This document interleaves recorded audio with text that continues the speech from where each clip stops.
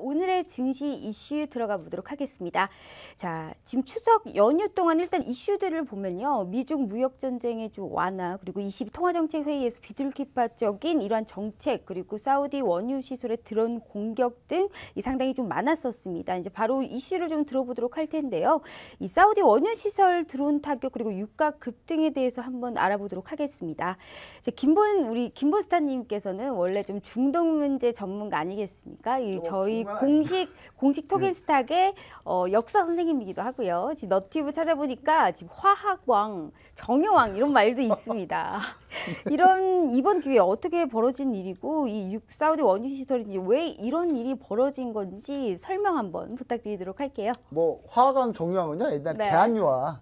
제가 대한유화를 한 TV에서 엄청난 1년 동안 강하게 빌었어요. 근데 한 3배 가가지고 그때 붙은 별명이고요. 너튜브에 이렇게 막 써 있더라고요. 근데 일단 뭐 화면 제가 준비한 자료 화면이 있는데 한번 보시면 지도가 있어요. 지도가 있는데 뭐냐면 중동의 모든 문제는 이슬람 갈등입니다. 이슬람 종파 갈등이에요. 종파 갈등이라는 건 뭐냐면 지금 지도 보시면은 우리가 이란 이라크 전쟁, 지금 젊으신 분들 잘 기억 못 하실 잘 모르실 수 있는데 예전에 이란 이라크 전쟁을 했었어요. 이란하고 이라크. 이란하고 이라크 전쟁의 이유가 뭐냐면 이라크 후세인이 수니파예요.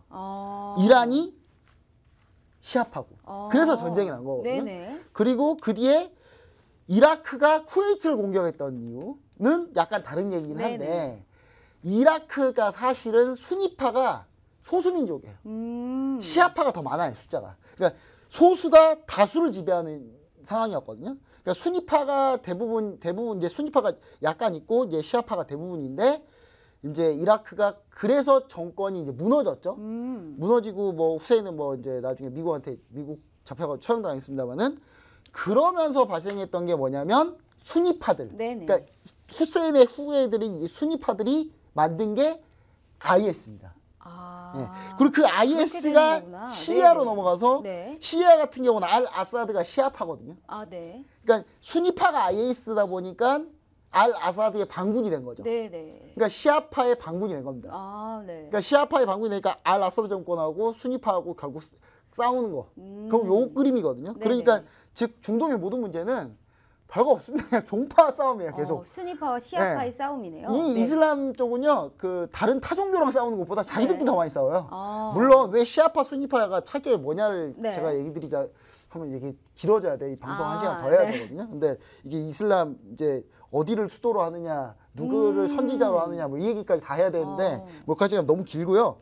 그 이해관계상 이제 사실 따지고 보면 오늘 이제 사우디 정유시설 타격 드론으로 타격했잖아요. 드론으로 타격했는데 이게 위치상 보면 그 쉽게 그 이란, 이라크 쪽에서 타격하기가 좀 더 쉬워요. 실제로도. 예멘 반군, 아까 지도 보시면 예멘이 시아파하고 수니파하고 그림이 나뉘어 있었어요. 그림이 나뉘어 있었다는 게 지금 예멘이 지금 서로 싸우고 있잖아요. 후치 반군이 시아파고. 근데 지금 후치 반군이 드론을 날리기에 너무 거리가 멀어요. 너무 거리가 멀어서 당연히 이거 이란, 이라크에서 날린 거다라고 생각하고 있는데 오히려 우리가 약간 역설로 보셔도 될 것 같아요. 이게 뭐냐면 아니 이란이 굳이 거기다가 드론 날려가면서 정유소 공격해서 자기들이 이득 얻을 게 뭐가 있냐라고 생각할 수 있거든요.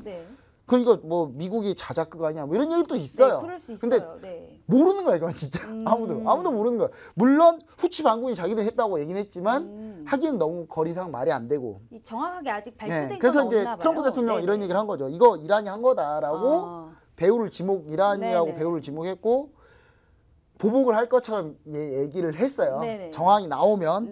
근데 시아파 소행에 대한 확실한 증거가 트럼프도 있어야 될 것 같아요. 왜냐하면 이거 그냥 솔직히 이란하고 미국하고 당장 붙으면 뭐 미국이 원사이드로 이기겠죠. 근데 인명살상 많이 나고 트럼프는 재선이 거의 불가능할 수도 있습니다. 이렇게 되면. 재선이 불가능할 수도 있기 때문에 쉽게 자기의 재선을 팽개치고 중동을 전쟁으로 만드는 게 쉽지 않아요. 그리고 주식에는 이런 격언이 있습니다. 전쟁과 재앙에는 맞서고 정부 정책에는 맞서지 말라. 즉 전쟁 날 것 같으면 안 나는데 배팅해야 된다는 거예요. 실제 났다고 하더라도 밀렸을 때 배팅해야 된다는 거거든요. 그래서 제가 봤을 때는 이렇게 보시면 됩니다. 이게 지금 이제 카타르가 애매한데 이 카타르가 사실 순위파인데 시아파 편을 들고 있거든요. 그러면서 지금 오펙에서 쫓겨났어요. 그래서 이제 오펙의 주도권 사우디가 완전히 다 갖고 있는데 네. 사우디가 공격을 당했다. 그다음 드론의 공격을 당했다. 당했다는 얘기는 뭐냐면 드론이 공격이 가능하다는 얘기잖아요. 네. 그러면서 지금 이 부분이 이제 크게 이제 앞으로 부각이 될 거고 이 부분에 대한 많은 아마 앞으로 논란이 있을 겁니다. 왜냐하면 네. 드론으로 공격이 가능하니까 자작극이든 뭐든 간에. 네네. 네. 드론 그건 알 수 없지만 네, 공격으로 네. 가능했다. 이게 이제 불안감을 조성했다는 거죠. 네. 그래서 이 부분들에 대해서 이제 유가가 반응한 거고 앞으로 이게 지속될 것 같다. 이게 단번에 끝나진 않을 것 같다. 왜냐하면 순위파 시아파는 진짜 서로 원수거든요. 네. 원수기 때문에 가만두지 않을 겁니다. 이게 누가 예를 들어 사우디가 억지로 조작을 해서 자기들이 했다 하더라도 가만히 안 있을 거고 이란이 실제로 했다 하더라도 이걸로 끝내지 않을 거란 말이죠. 그래서 전쟁은 나지는 쉽지 않겠지만 이런 소요가 계속 있을 거다. 좀 지속적으로 이어질 예, 것이다. 이렇게 좀 보시면 좋을 것 같습니다. 그러면 지금 김보수사님 유가가 지금 15%나 급등할 정도로 초급등을 보여줬습니다. 근데 이렇게 급등을 했을 때 좀 투자 아이디어 같은 건 좀 어떻게 좀 전략을 짜보는 게 좋을까요? 네, 일단 유가 상승을 따지고 보면 유가 상승과 연동되는 가장 직관적인 상품. 아까 네. 제가 차트 보여드렸다시 네네. 크루드 오일, 해외선물 크루드 오일 하시면요. 지난주에 그 매수해도 되냐고 물어보신 분 매수했다가 단 연휴 동안 좀 쉬다 보니까 2천만 원, 두 배 수익 났잖아요. 네. 그런 식이 가능합니다. 근데 약간 이건 변동성이 크고 투자 위험이 좀 있기 때문에 난 이렇게 하기 힘들다 하시는 분은 ETF를 주로 좀 보시면 좋을 것 같아요. 네. ETF를 좀 보시면 좋을 것 같은데 크루드 오일과 연동된 상품으로는 미국 ETF 중에 정말 멋있는 게 하나 있습니다. 네. 3배씩 움직이는 상품이 있어요. 일반 주식은 재미없잖아요. 예, 지금 오늘 15% 올랐잖아요. 크루드 오일이. 오늘 아까 UWT라고 합니다. 코드 네네. 번호가 UWT예요. 네, UWT인데 UWT, 네. UWT로 미국 주식 찾아보시면은 있는데 이거는 3배씩 움직이는데 오늘 48%까지 가더라고요. 네. 단 하루에 48%가 떴어요. 수익이.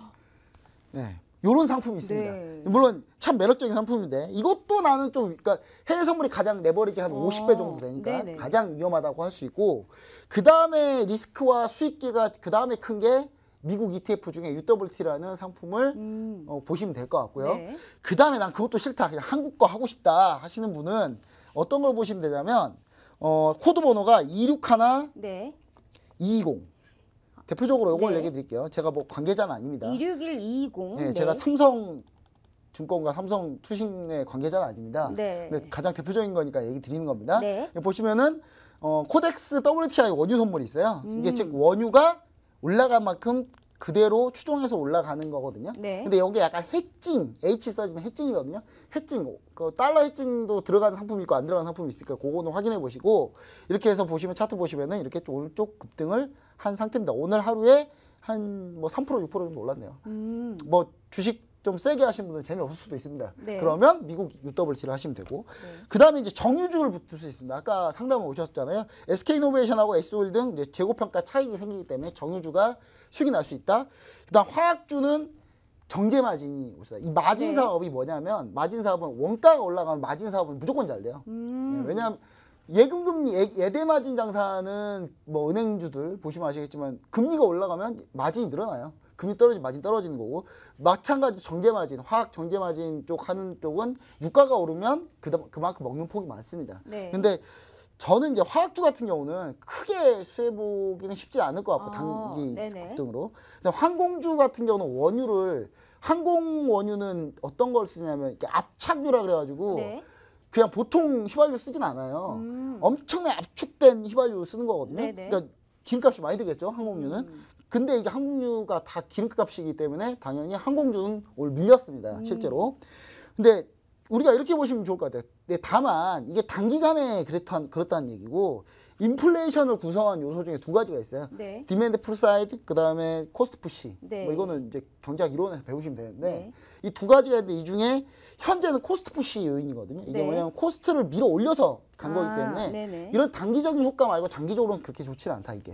장기적으로 절대 좋지 않다는 거고 이게 장기적으로 주가를 담보하지 않는다라는 얘기를 좀 드리고 싶습니다. 그리고 사실 디맨드 수요가 많아야 돼요 원래는. 수요가 많아서 올라가야 되고 그래서 이제 쉽게 전쟁까지는 가지 않을 것이기 때문에 그래도 우리가 요 흔들림 이용해서 어느 정도 수익 구간, 트레이딩 구간은 네. 만들 수 있다. 이렇게 좀 얘기를 좀 드리고 싶습니다.